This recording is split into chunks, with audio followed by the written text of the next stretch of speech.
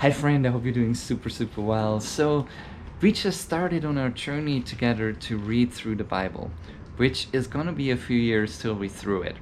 But then along with that, every month, we also wanna apply and live the Bible. That means living a simple command that Jesus gave us to love our neighbor, right? So every month we're gonna give you a little tip on how to do that.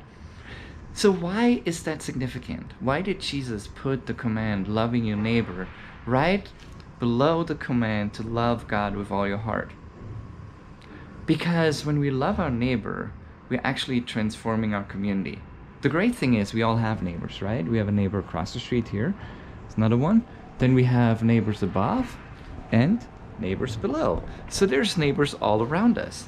So Jesus made it easy for us. He made all of us able to do it because we all have neighbors, right?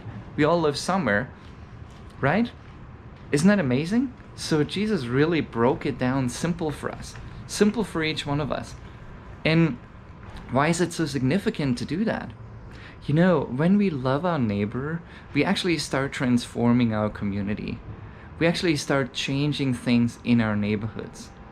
You know, when you love your neighbor, you fight loneliness and isolation. Because if you invite them into your life and if you go over and you care about them, they can't be isolated anymore, right? Because they're already part of something. Isn't that incredible? Or if somebody is struggling in your community, let's say like they can't afford groceries that month, if you love them, if you really get to know them and you're in their lives, you won't let that happen, right? Because you're part of their lives, right? Or if somebody struggles with other things like addictions or whatever, if they're part of your community, if they're part of your neighborhood, if they're part of your life and you love them, you want the best for them, right? You really long for them. You really want to help them. And that's how communities are changed. You know, in this world today, like there's so much division, there's so much stuff going on. But when we love our neighbor, we're actually breaking down those boundaries. We're actually breaking down issues that are happening in our society. Because we're actually showing the love of God. We're actually living the love of God in our communities, and we bring transformation. And each one of us can do it. Isn't that beautiful? So join us on this journey. Join us on this journey to love our neighbor and to make a difference. Every month we will have a theme.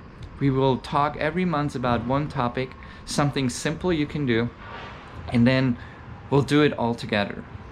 Not just for that month. From then on, we're gonna do it all the time. But we're gonna make it a lifestyle.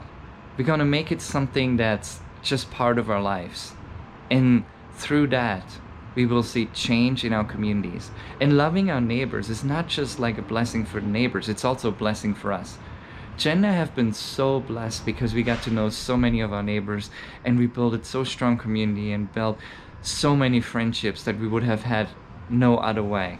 And we love it. We love people. Like they truly became our friends. It's incredible. So I want to encourage you. Start building that community. And then one thing, don't disqualify yourself. Don't think of yourself too little. Don't think of yourself too small because all of us can do it.